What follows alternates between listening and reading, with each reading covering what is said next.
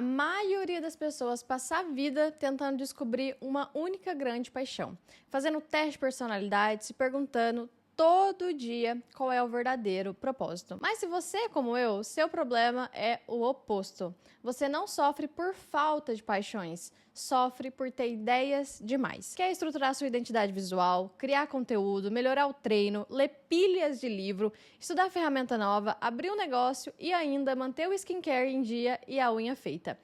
Tudo ao mesmo tempo. A internet ama dar nome bonito para isso. Te chamam de multipotencial, de mulher renascentista, mas às 2 da manhã, com 50 abas abertas e o cérebro fritando, a sensação não tem nada de bonita. Você não tem um problema de foco, tem um problema de estratégia e hoje eu vou te mostrar qual é. Eu sei do que eu tô falando porque eu vivi isso na pele. Toquei flauta sem nunca ser boa, criei uma marca de lingerie que eu não consegui sustentar sozinha, larguei uma pós de contabilidade, ainda não falo inglês com segurança, esqueci o espanhol que eu aprendi e do triatlon só sobrou a corrida. De tudo isso, 2 coisas ficaram. Psicologia, que terminei, deixei de lado por um tempo e retomei através da orientação profissional, e marketing, que eu uso até hoje para vender o meu trabalho como psicóloga. Essas 2 não ficaram por acaso. Eu sou a Lawane, sou psicóloga e orientadora de carreira e é esse processo que eu vou te mostrar aqui nesse vídeo. Para entender por que é tão difícil caber no modelo tradicional de carreira, a gente precisa entender como o mercado foi construído. Durante décadas, a economia premiou o especialista extremo, porque o mundo funcionava com o que a ciência chama de ambiente de aprendizado previsível. Então pensa num tabuleiro de xadrez, as regras nunca mudam. Se você repete o mesmo movimento 10.000 vezes, você vira autoridade naquilo. E foi assim que a carreira clássica sempre funcionou. Você escolhe uma pista e repete o mesmo processo por 40 anos. Esse é o profissional em formato de I, um pilar único e profundo. Só que hoje, a gente vive num ambiente de aprendizado caótico. Então, pensa na diferença entre uma pessoa jogando xadrez e uma equipe de resgate entrando num prédio em chamas. No incêndio, as regras mudam a cada segundo. O perigo é imperceptível.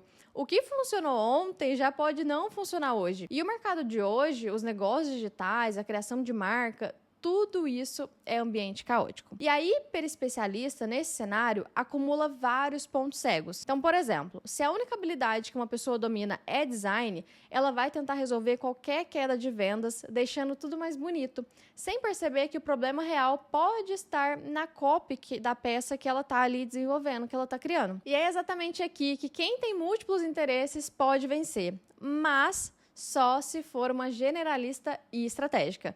Porque se você só pular de galho em galho, sem método, você vira o profissional em formato de traço. Sabe 1 milímetro de tudo, mas não tem profundidade para resolver nada. O objetivo de hoje é te mostrar como virar o profissional em formato de M. A profissional em formato de M não tenta ser boa em tudo ao mesmo tempo. Ela constrói pernas verticais de competência profunda, uma de cada vez, ligadas por uma barra horizontal de repertório geral. E eu já vivi o oposto disso antes de conseguir de fato entender isso. Quando eu criei minha marca de lingerie, eu fazia tudo sozinho ao mesmo tempo. Desenhava as peças, costurava, cuidava do site, respondia cliente, organizava o e-commerce, tirava foto para ensaio. Então eu não tinha pernas construídas em sequência. Eu tinha um monte de tarefa acontecendo junto. E não foi falta de competência que me fez fechar o negócio. Foi falta de estrutura. Imagina, por exemplo, que você passa 1 ano construindo intensamente uma competência de gestão ou processos.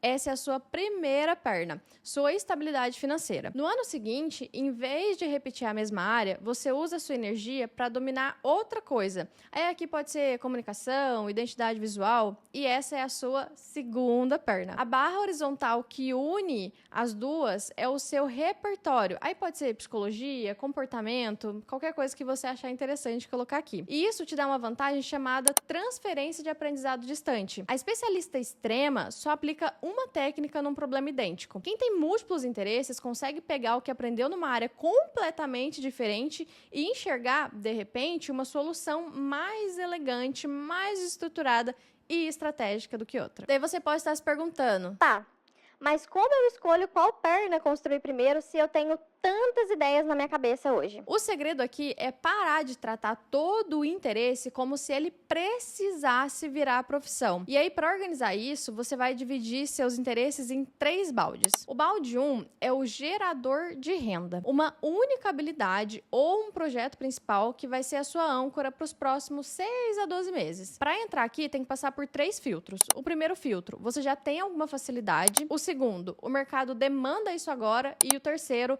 você não odeia fazer isso. Nesse período de 6 a 12 meses, 80% da sua energia produtiva vai focar só nisso. Eu também apliquei isso na minha vida. Então, em certo momento, eu comecei a fazer uma pós de contabilidade financeira e fiscal porque eu estava cuidando do financeiro de uma empresa. No meio dessa jornada, eu fui chamada para ser head de marketing em São Paulo. Então, eu larguei a pós ali e não porque foi um fracasso, mas porque eu estava escolhendo na prática qual seria o meu balde 1, que já não era mais contabilidade, já que agora eu atuaria muito mais direto com o marketing. Então, vamos para o balde 2, que é o refúgio da alma. Aqui são atividades que te fazem esquecer do celular. É proibido tentar monetizar isso. Aqui é recuperação e não produtividade. Para mim, isso é a corrida.